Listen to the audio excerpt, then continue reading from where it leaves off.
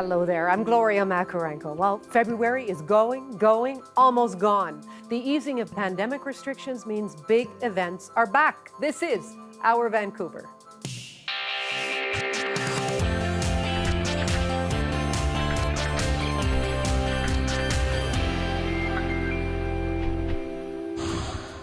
Coming up, what does travel in this endemic phase of COVID-19 look like?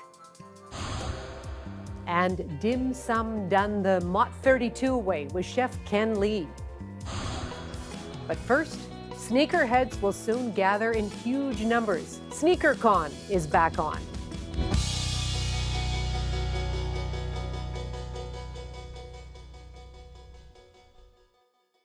Sneakerheads are going to be gathering at the Vancouver Convention Centre March 5th.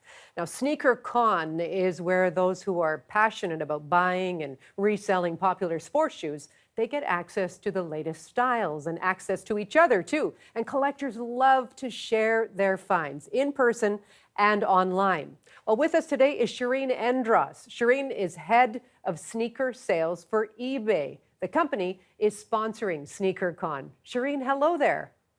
Hi, Gloria. Nice to meet you. You have a wall of amazing sneakers right behind you. Are those yours? Those are all mine. I love sneakers and I wear them all. I guess it goes with the territory. So tell us what happens at Sneaker Con. Oh, so many amazing things. It is just a flurry of excitement. This year, eBay Canada is title sponsor. So, this year we will have a large presence on the floor where we will also have live authentication as well. So sneakers can get authenticated right there at the show. We'll also have live discussion with some panelists. And then we have some giveaways. It's a really fun day. There's buying, selling, trading, all that goes on the floor. Plus it's really just getting in touch with the community again. So that's exactly what I'm looking forward to. Well, people take this really seriously, obviously. And how did this passion for sports shoes really take off even more during the pandemic? Well, I think it was always there, but just as, everybody being kind of locked down and nostalgia creeping in, I think that this also played well within that, that realm. The love of sneakers, us sneakerheads have always been there. I think that just, with social media as well, you're just hearing about us more now and now being brought into light and being a bit more mainstream with designers, crossing over into fashion and into high fashion, with Virgil Abloh, with people like him that cross over into high fashion that bring streetwear and high fashion together with sneakers. It's just a great combination. So I think that all those things coupled together kind of gave us the perfect storm. I see. Now, for someone who doesn't understand just how lucrative this hobby can be, what do some popular shoes go for these days? Well, there is definitely a range, but I can tell you last year, one of the top sneakers sold on eBay was the Dornbacher Jordan. And honestly, it was for charity. All of the money did go back into the Dornbacher Hospital. So that was also great. Like potentially thousands of dollars. Oh, definitely. I can say that the Dornbacher for sure, that Air Jordan Dornbacher sold for over $57,000 on eBay last year. and like I said, all went to charity. So that was great. No, that is amazing for sure. You talked about authentication, and like any collection, I'm sure that there are pitfalls here. How do the people buying sneakers know that they're getting the genuine article? Yeah, that's where we saw the need in the market. And, last year, eBay Canada, we introduced authenticity guarantee to the market. So we're select new and pre-owned sneakers sold over $100 on eBay are fully vetted and verified. So that those Air Jordans that you buy from eBay are going to be the legit pair of Air Jordans that you want to receive. There's no fakes, no frauds, nothing's hidden here. Now, how did you find yourself, Shireen, in the middle of this business in the first place? I have always had a love of sneakers. Growing up, it's always been a passion of mine. But it really started with basketball. Obviously, Michael Jordan was my hero growing up, and it just flourished from there. And it's just so versatile. And I can say, obviously, as I've grown older, my collection has definitely gotten bigger as, I'm able to afford them a little bit more as I, started to work and able to, grow my collection. But really has been, in the last, 20 years that I've probably started to really grow my collection. Before then, I really wasn't able to. What's it been like as a woman in this industry, where I imagine most of the collectors are males? I mean, quite honestly, in this industry, I don't really think about it when it comes to my job per se, but, sneakers are something that I've always been passionate about, and that's led me here to my current position. So, being a female in the sneakers, I'm not blind that there are some disparities, within the sneaker industry, one that, female sizing there's limited availability for us for female sizing. But two, I do recognize that there are amazing female talent out there representing us, whether it's in design or commerce or, content creation, that there are a lot of females out there in this industry. And I think that, we just need to bring them to the forefront, and, social media will do that as well. And what do you think makes Vancouver, Metro Vancouver, just a city full of sneakerheads? You just have to look around. Why is it so popular here? I mean, I would say it is popular everywhere, but Vancouver definitely has a niche sneakerhead market. Sneaker Con was there a few years ago, and that was the first Sneaker Con in Vancouver, and what a turnout that was. And that just showed us, the community that was there in Vancouver, and this is why we really wanted to come back again. I was wondering, how important is it to decide what shoes to wear to the actual Sneaker Con? Outfits are based on sneakers first. What are you going to wear? Oh, probably, that's a tough one. I have a few that I have in mind, but I think probably my Jordan 1s. I'll put on a pair of Jordan 1s.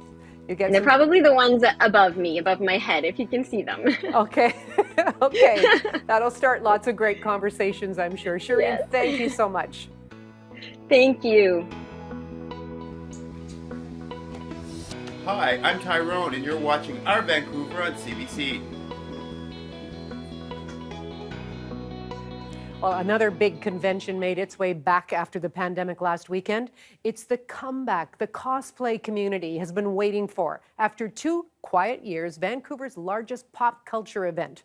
Janella Hamilton was there, where the costumes were almost as bright as the smiles. Wait, Doc, are you telling me that it's 8:25? Damn, I'm late for school. From movie stars to superheroes, thousands of cosplay fans had the opportunity to get into character at this year's Fan Expo Vancouver. Brian Tuck has been attending the event since its inception more than a decade ago. He says it's a place where he can express his love of pop culture. I'm just a nerd, and this is like the place where nerds come, and it's also kind of cool meeting like all the big names of like people that I've watched growing up. Big names like William Shatner, Emily Swallow, and the Trailer Park Boys. It's just nice to get out and see people again. Ricky was living in the woods eating squirrels. We don't need to talk about that. A little comic relief missed by community members after the event was canceled the past 2 years. It feels like we're slowly getting back to normal. Masks, I still feel safe.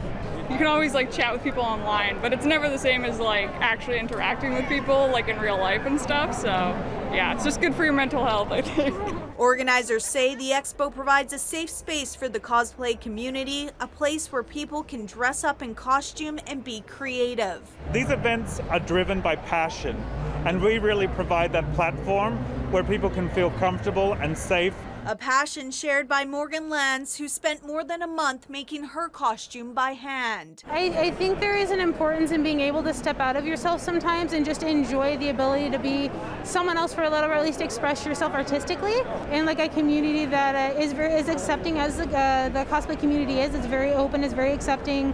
And I think that in itself is very important, especially for people who don't feel like they belong anywhere else. a platform for cosplay fans and BC businesses like Pitt Meadows' Krypton Toys. For little stores like ourselves and some of these merchants out here, these shows are what carry us through the year. So to be back here amongst the fans, amongst the collectors is an incredible thing for us. And so collectors are after that. And that's An event where you can get your hands on the latest collectibles, try out new video games, or chat with your favorite celebrities. The expo wraps up Monday night. Janella Hamilton, CBC News, Vancouver.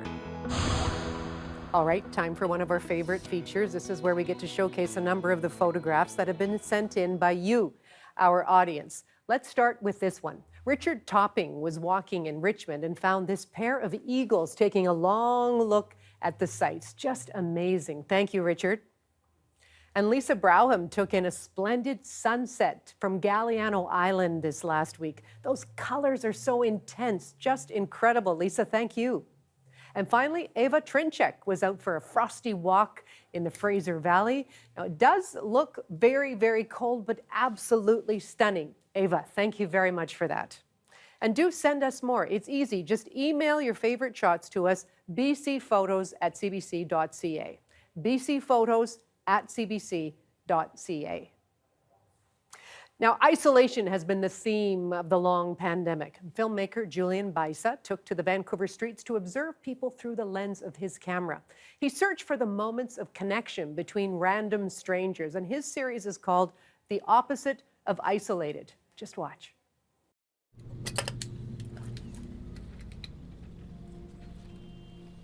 I've always wanted to go out with my camera and take photos of strangers. Listen to their stories, hear what they have to say. These last few years have been the loneliest of my life. I find myself searching for moments of connection with others now more than ever. So I decided to go out with my camera and start talking to whoever crosses my path. Except I'm not interested in talking so much as just listening. Have you ever seen someone walking down the street and wondered, what's their story? I came back from a trip in 2019. I arrived at the airport and my greatest supporters, friends, team members were there waiting for me. And I came through arrivals with my speaker on and we all danced in YVR arrivals. All those people there, I have abandoned in some form.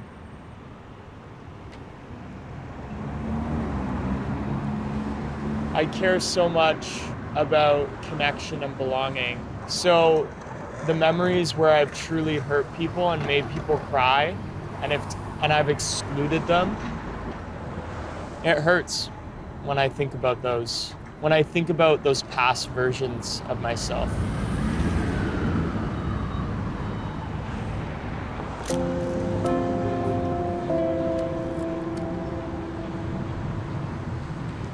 I love to interact like face to face like this, and I miss those feelings. My dad passed away like 10 years ago, and now there's only mom. I talk with her every night. Like there's not one, maybe sometimes that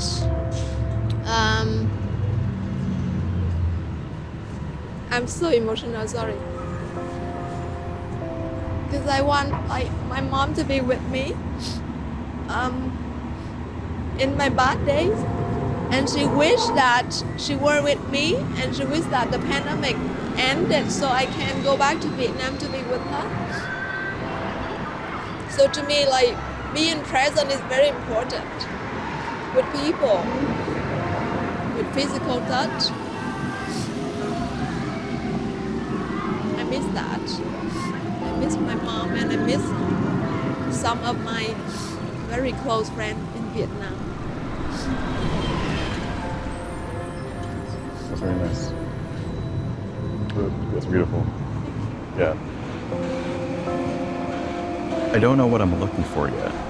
A feeling of connection with the people around me, something we have in common that makes us feel less alone.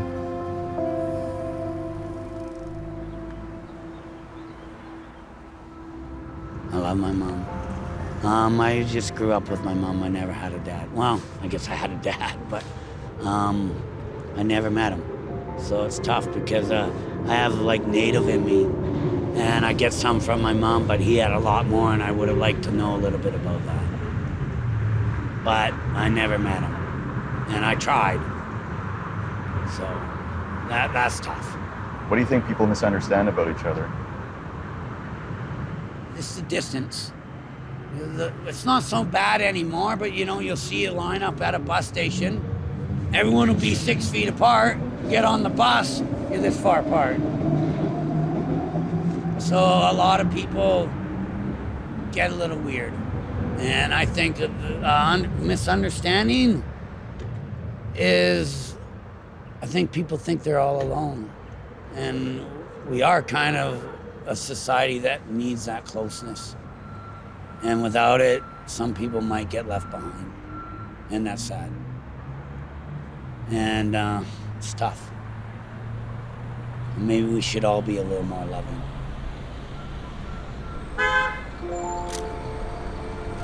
My theory is that most people don't actually get the chance to feel heard in their day-to-day life. But pretty much everyone has something to say if you ask the right way.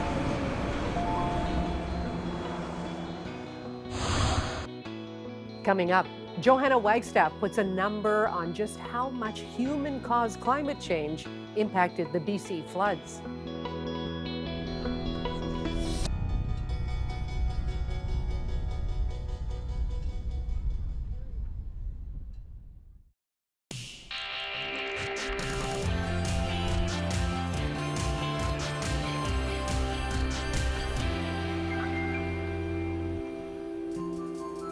Well, it will come as no surprise for many that human-induced climate change played a major role in the devastating November 2021 floods here in British Columbia.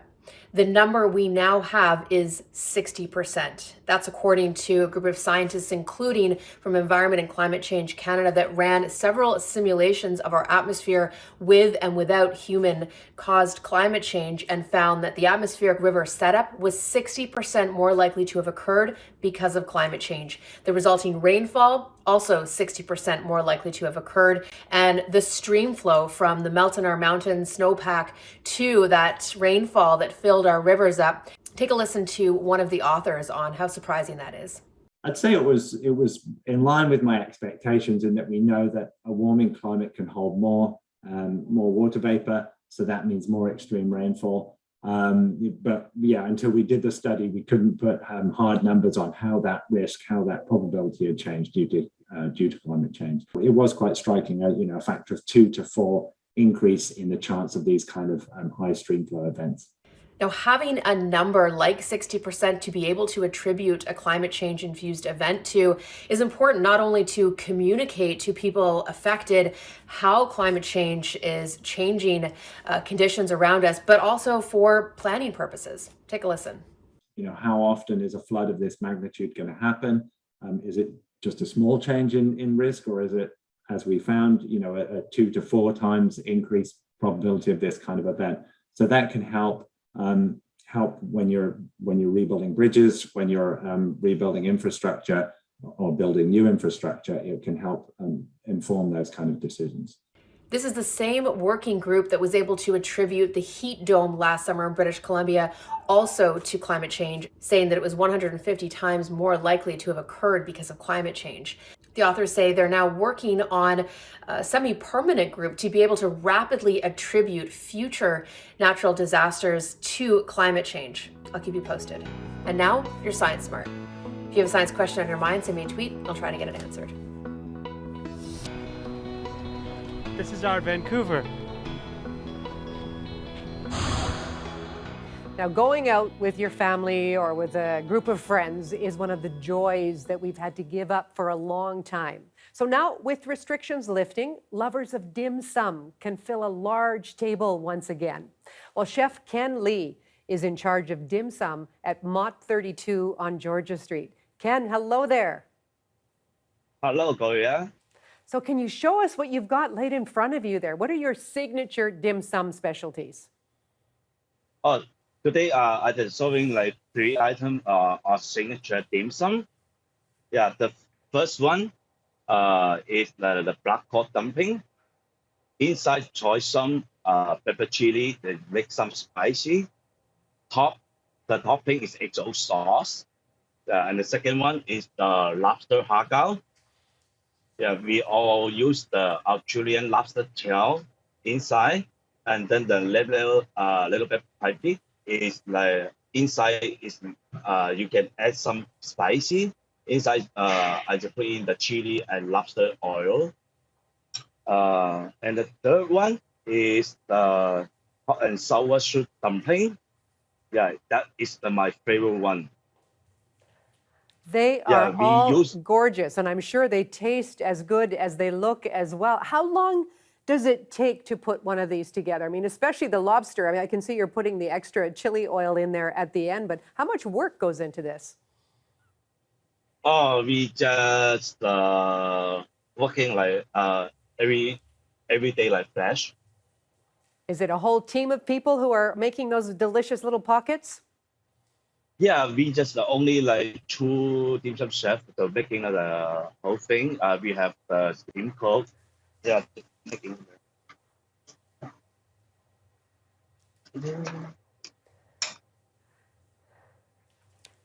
Ken, why don't you just take us through what step by step? What are you doing there? Oh, I just like that is the wrapping. I just a little bit flour, like doing the little piece first. Yeah, I always use the hand cutting. Yeah, exactly. Everyone's like the same size. And then I come with a folding. It's for the stuffing. We always use like maybe 18 to 24 to finish the thing. Okay. Oh, look at that. You're pulling up the lips around it. All right. All right. Yeah. Oh, that gives us a whole new appreciation for what goes in there. Oh, lovely. Lovely. Yeah. Yeah. After that, we just go in the steam 5 minutes, and then that is the finishing product. I see, and you've got the steamer on behind you there in the kitchen. It looks fantastic. Our mouths are watering. Now, Ken, this is the moment where everything comes to fruition. Take us through what happens there in the steamer. Pardon me? Just describe what's there for us. Oh, the steamer, it's that any single dim sum item, we always go to steam. Let's look at what's in those delicious little baskets. Yeah, the hot and sour dumpling. Oh, that looks gorgeous. Ken, thank you very much. Because if nothing is over, then nothing is lost. If you want to go and see some live music, BC singer and songwriter Luca Fogale has made a name for himself on the soundtracks of popular TV shows. He brings his modern-day folk music to the Hollywood Theatre March 4th.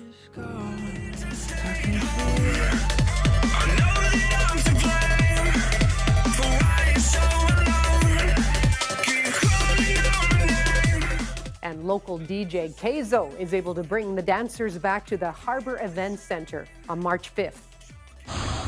Hey, Grant Lawrence from CBC Music here, and I'd like to share with you this week the dynamic latest single from a record-breaking Canadian band. I'm talking about Toronto rock group July Talk. They're a band built around the beauty and beast-like vocal give and take from lead singers Leah Faye and Peter Dreymanis. Here's an example of that. When you find your keys, I stole your eyes. When we find her in her pencil skirt, surprise. You take my body as your prize. When you bleed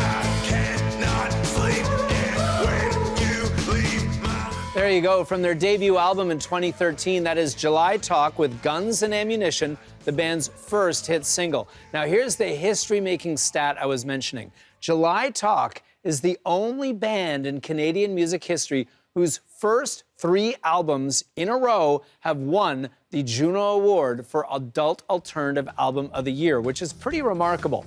From July Talk's second album, here's a bit of their near-hypnotic song, Lola and Joseph.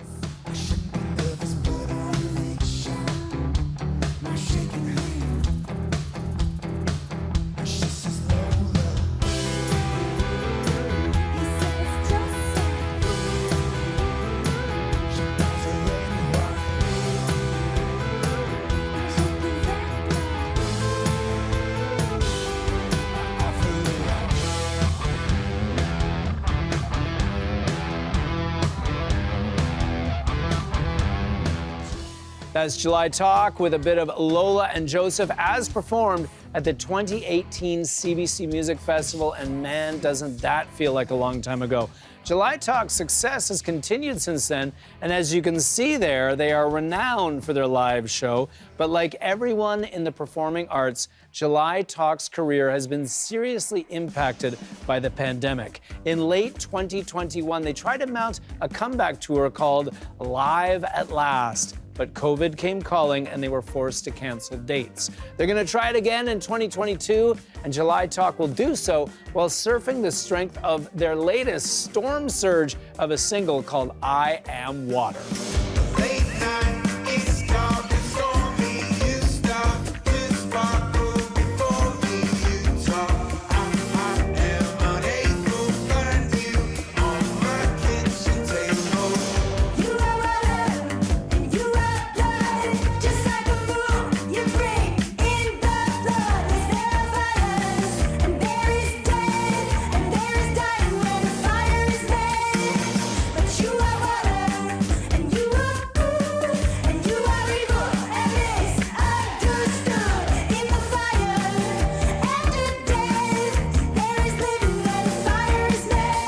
That is July Talk out of Toronto with their driving, plucky song, I Am Water. It's currently rushing up the CBC Music Top 20 right now. I Am Water by July Talk is the song that you need to add to your 2022 refresh playlist. I'm Grant Lawrence from CBC Music. I'll check in with you again soon.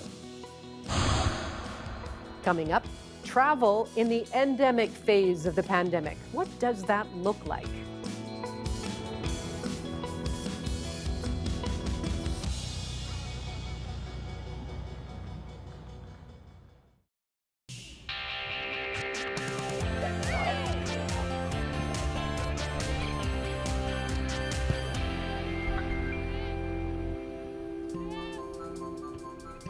Hi, welcome back to Our Vancouver. I'm Gloria Macarenko.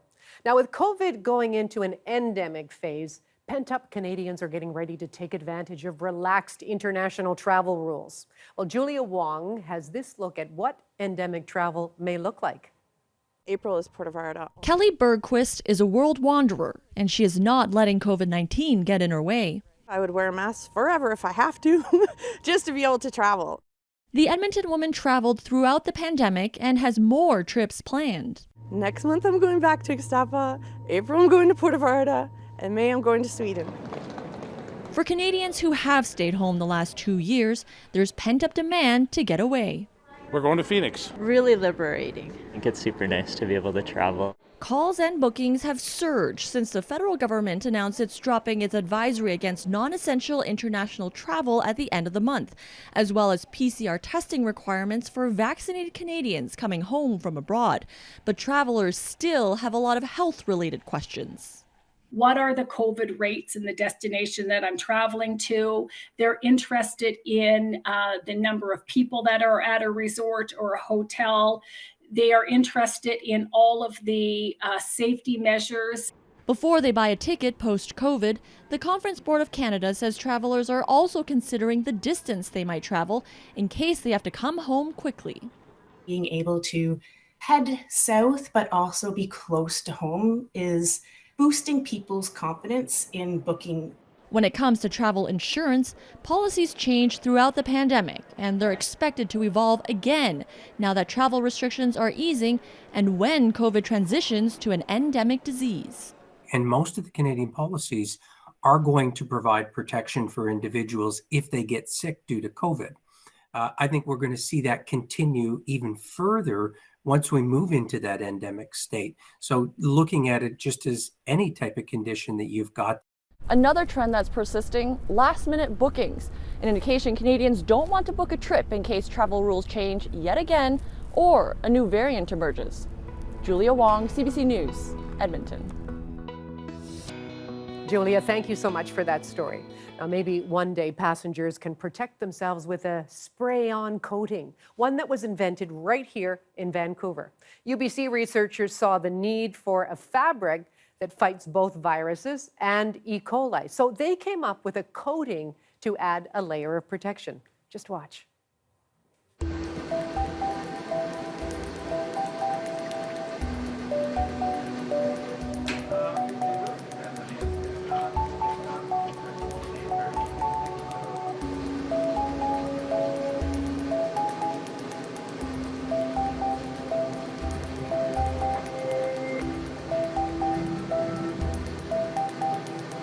When it's exposed to light, either white light, sunlight, light from a light bulb, overhead, that's going to activate it and give it enhanced ability to kill things that might infect you.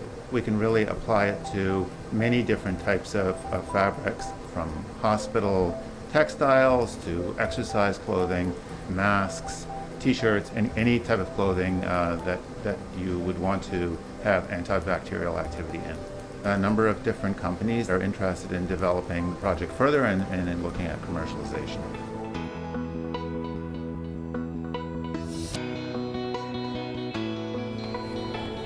This is our Vancouver.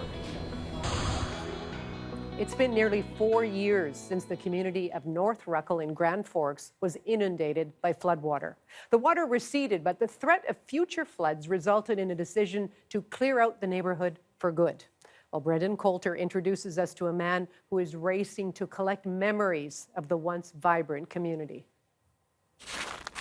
With digital technology, this man is hoping to capture the spirit of a disappearing section in his hometown. And I'd like people in the future to be able to see it, because 5 years from now, you go through this, there'll be no houses whatsoever. Longtime Grand Forks resident Les Johnson is working to create a digital archive of the North Ruckle neighborhood before it's too late. In May of 2018, intense rainfall caused several rivers in the southern interior to overflow, damaging homes and displacing thousands of people in Grand Forks and Osoyoos.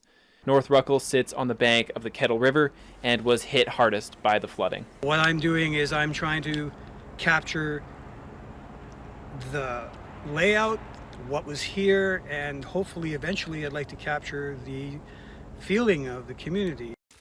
To prevent future flooding, the city of Grand Forks bought the neighborhood, and houses are being torn down to build a dike and set aside land for floodplain and wetlands. Johnson said the area, which is now mostly abandoned, meant a lot to former residents. I've heard of people having block barbecues. I mean, my neighborhood doesn't have a block barbecue. To me, that means that there are people who had a sense of community. They knew their neighbors. Johnson has been walking around North Ruckle, taking photos of every house from different angles. He also drove around the neighborhood with a 360-degree camera mounted on the roof of his car. Johnson's goal is to preserve a visual record of what once was. This is the community I'm going to be in until I die, I'm pretty sure, either in this community or right close by.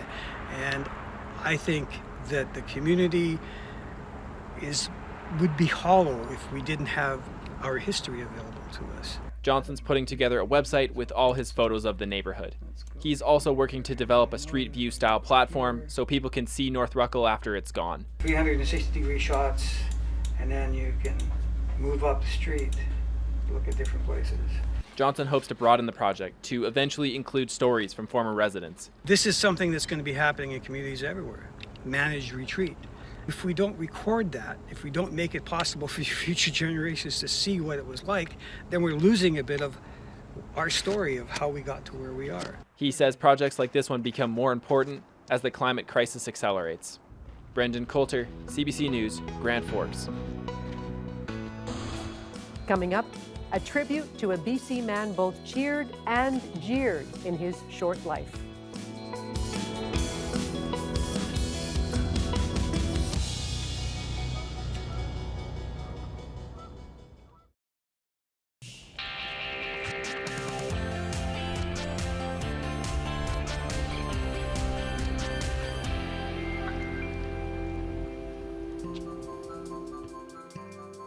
You are watching Our Vancouver. I'm Gloria Macarenko. Now, last week, we lost an important person in Canada's history. He ran across Canada for cancer research after losing his leg to the disease. And in doing so, Steve Fonyo became a national hero. Well, he later battled drug abuse and near homelessness. Steve Fonyo recently died in Burnaby. And as Lindsay Duncombe reports, the man who raised millions to help fight cancer leaves behind a complicated legacy. Not even a rock star could top this. Determined, open, complicated, and flawed, Steve Fonyo was a Canadian hero, and life as a hero was hard. I want him to be remembered as somebody who tried his best. One of the most famous and revered Canadians in the 80s died in this Burnaby hotel after having a seizure. The cause of death hasn't been determined. Fonyo was treated for cancer when he was 12. His leg was amputated. Inspired by Terry Fox, Fonyo set out on a cross-country run in the winter at age 19. I am not finishing his run. I am making my own run. Unlike Fox, who had to stop because his cancer came back, Fonyo completed his run, raising $14 million for cancer research. Steve was, kind of sentenced to figure out his life afterwards, and he was definitely not prepared for that. I never, ever thought in my life I would put myself to this level. This 2015 film captured the worst of it: anger, addiction, criminal convictions. The people of Canada are guilty. It's their fault because of where I am. Fonyo's crimes included fraud and assault. He suffered a beating that nearly killed him and made it difficult for him to speak. What the hell? Fonyo's Order of Canada was rescinded. His family would like to see it restored. Once you do something good or honorable, then you did that thing, and it shouldn't be taken away based on your, based on your human fallibilities. That's unlikely. Rito Hall says the order can only be given to people who are alive. A friend in touch with Fonyo before he died said he seemed happy, excited to get a new prosthetic leg, a bright memory to seal a complicated legacy. Lindsay Duncombe, CBC News, Vancouver.